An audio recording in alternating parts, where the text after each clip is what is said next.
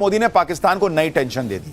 पहले भारत ने पाकिस्तान के उन एयरबेसेस को तबाह किया जिसके पास ही पाकिस्तान के परमाणु ठिकाने हैं। अब पीएम मोदी पाकिस्तान का वो इलाज करने चले हैं जिससे पाकिस्तान अपने एटम बम से भी हाथ गवा देगा। पीएम मोदी वो प्लान बना रहे हैं जिससे पाकिस्तान के परमाणु धमकी का परमानेंट इलाज हो सकता है। पीएम मोदी वो चक्रव्यूह रच रहे हैं जिससे पाकिस्तान के पास परमाणु हथियार तो होंगे लेकिन उनका रिमोट कंट्रोल ही नहीं होगा, ऐसी स्थिति हो जाएगी। यानी जिस ताकत पर पाकिस्तान उछलता था, पीएम मोदी उसकी ताकत का बटन स्विच ऑफ करने वाले हैं। एक बार यह बटन स्विच ऑफ हो गया तो पाकिस्तान कहीं का नहीं रहेगा। आतंकवाद पर तो पाकिस्तान पहले ही घिरा हुआ है, उसे नेक्स्ट लेवल पर घेरने की तैयारी भारत ने शुरू कर दी। पाकिस्तान को लेकर पीएम मोदी ने क्या नया प्लान बनाया है, पाकिस्तान ने परमाणु बम कैसे भारत उससे छीन सकता है, पाकिस्तान के परमाणु बम को लेकर क्या नया अपडेट है, आज आपको सब बताऊंगा। ऑपरेशन सिंदूर पर ब्रेक के बाद पीएम मोदी ने दुनिया को बता दिया था कि अब पाकिस्तान की परमाणु ब्लैकमेलिंग नहीं चलेगी। यह बयान पीएम मोदी के उस प्लान का हिस्सा था जिसे उन्होंने पाकिस्तान के खिलाफ लॉन्च कर दिया। अब यह प्लान क्या है उसके बारे में थोड़ा आपको बताता हूं। आतंकवाद के मोर्चे पर तो भारत ने पहले ही पाकिस्तान को घेरा हुआ है। अब भारत दुनिया को यह बताएगा कि पाकिस्तान कैसे पूरी दुनिया के लिए एक बहुत बड़ा खतरा है, कैसे पाकिस्तान के परमाणु हथियार सुरक्षित नहीं है और इसका कुछ करना होगा भाई, नहीं तो पूरी दुनिया तबाह हो सकती है।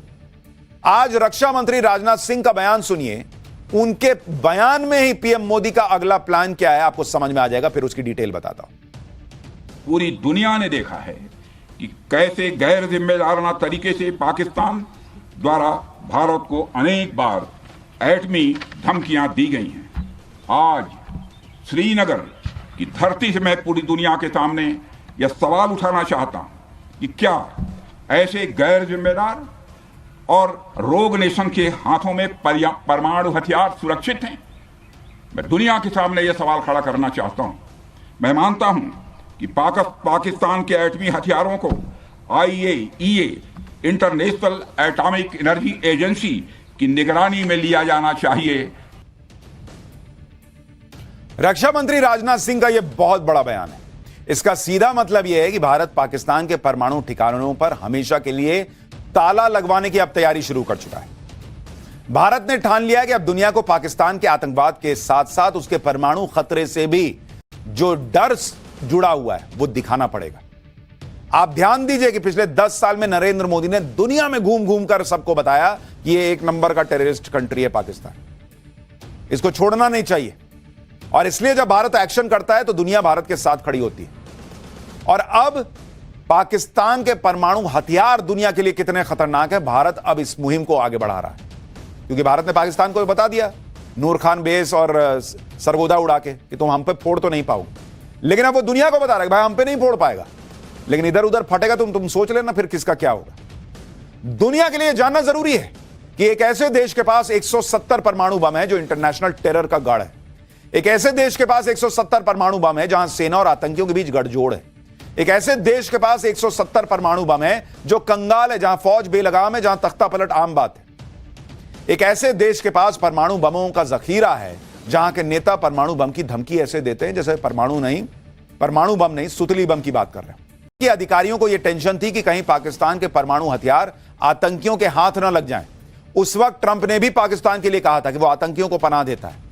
साल 2022 में तब के अमेरिकी राष्ट्रपति जो बाइडेन ने पाकिस्तान को दुनिया के सबसे खतरनाक देशों में से एक बताया था। कहा था कि पाकिस्तान वो देश है जहां बिना किसी सामंजस्य के परमाणु हथियार मौजूद हैं। सिंदूर के दौरान पाकिस्तान ने नेशनल कमांड अथॉरिटी की मीटिंग बुला ली थी।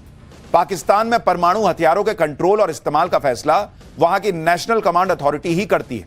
हालांकि बाद में पाकिस्तान ऐसी कोई मीटिंग बुलाने से पलट गया था। हथियारों के इस्तेमाल की पॉलिसी को लेकर भी पाकिस्तान का रिकॉर्ड अच्छा नहीं। साल 1998 में पाकिस्तान ने परमाणु हथियारों का टेस्ट किया था। तब से पाकिस्तान ने कभी आधिकारिक रूप से न्यूक्लियर डॉक्ट्रिन ही जारी नहीं की। यानी पाकिस्तान ने कभी यह साफ नहीं किया कि परमाणु बम के इस्तेमाल को लेकर उसकी रणनीति क्या है, उसकी नीति क्या है, उसका सिद्धांत क्या है। इससे पाकिस्तान को युद्ध के किसी भी स्टेज में परमाणु बम इस्तेमाल करने की छूट मिल जाती है।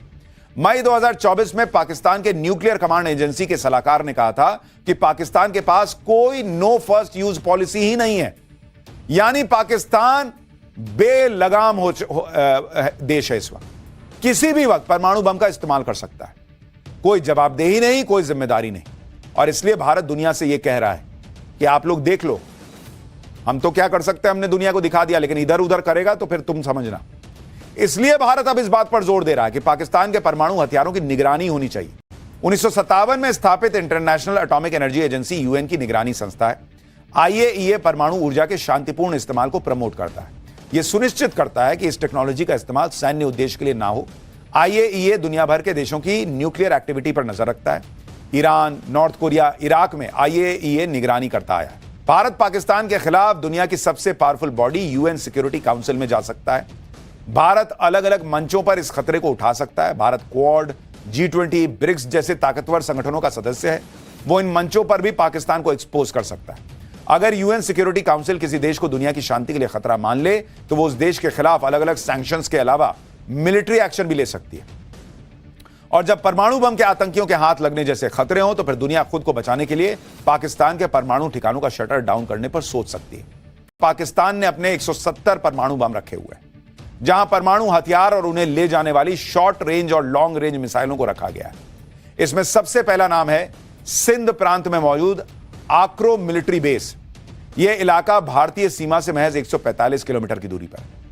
दूसरी जगह जहां पाकिस्तान ने परमाणु हथियार रखे हैं वो पंजाब प्रांत का गुजरावाला मिलिट्री कॉम्प्लेक्स है। इस बेस की दूरी भारतीय सीमा से मात्र 60 किलोमीटर की। बलूचिस्तान के खुजदार में भी परमाणु ठिकाना बताया जाता है। यहां मिसाइलों के कई अंडरग्राउंड गोदाम हैं। सिंध प्रांत में पानो अकील मिलिट्री बेस है। बाबर और शाहीन मिसाइलें यहां रखी गई हैं। यह मिसाइल ठिकाना भारत के बॉर्डर से मात्र 60 किलोमीटर दूर है। इसके बाद सरगोदा का किराना हिल्स आता है। यहां भी पाकिस्तान के एटमी बम का ठिकाना है। इसी आधार पर भारत अब दुनिया से पूछ रहा है कि क्या ऐसे देश के परमाणु बमों को खुला छोड़ा जा सकता है क्या ऐसे गैर जिम्मेदार और रोग नेशन के हाथों में परमाणु हथियार सुरक्षित हैं क्या? यह बहुत बड़ा सवाल है जो भारत अब दुनिया के सामने रखेगा। पाकिस्तान अब ना तो अपने एटम बम बचा पाएगा और ना ही खुद को बचा पाएगा, क्योंकि दुनिया ने देख लिया कि भारत पाकिस्तान के अंदर कैसे घुसकर मार सकता है। लेकिन पूरी दुनिया इस बात पर भी हैरान है कि भारत ने कैसे पाकिस्तान में इतने अंदर तक एयरबेस और आतंकी ठिकानों पर सटीक निशाना लगाया, उन्हें मिट्टी में मिलाया। और जब पाकिस्तान ने जवाब देने की कोशिश की तो उसकी हर कोशिश फेल हो गई। पाकिस्तान की मिसाइल और ड्रोन हवा में ढेर हो गए। भारत को कोई नुकसान नहीं हुआ। चीन, तुर्की, अमेरिका, इनका कोई हथियार नहीं चल पाया भारत के खिलाफ। भारत में बने ऐसे ही घातक और अचूक हथियारों में एक नाम है आकाश तीर, जिसने ऑपरेशन सिंदूर के दौरान भारत की सीमा पर ऐसी दीवार बनाई कि पाकिस्तान के सारे ड्रोन और मिसाइल हवा में ढेर हो गए। ऑपरेशन सिंदूर में आकाश तीर ने जो कारनामा दिखाया उसकी चर्चा पूरी दुनिया में हो रही है। इसकी तुलना इजरायल के मजबूत एयर डिफेंस सिस्टम आयरन डोम से होने लगी है। देखिए आकाश तीर की तस्वीर। आज पाठशाला में स्वदेशी तकनीक से तैयार किए गए आकाश तीर की एक एक डिटेल बताऊंगा। साथ ही उन हथियारों की भी बात होगी जिन्होंने आकाश तीर से मिली कमांड के बाद पाकिस्तान के ड्रोन मार गिराए।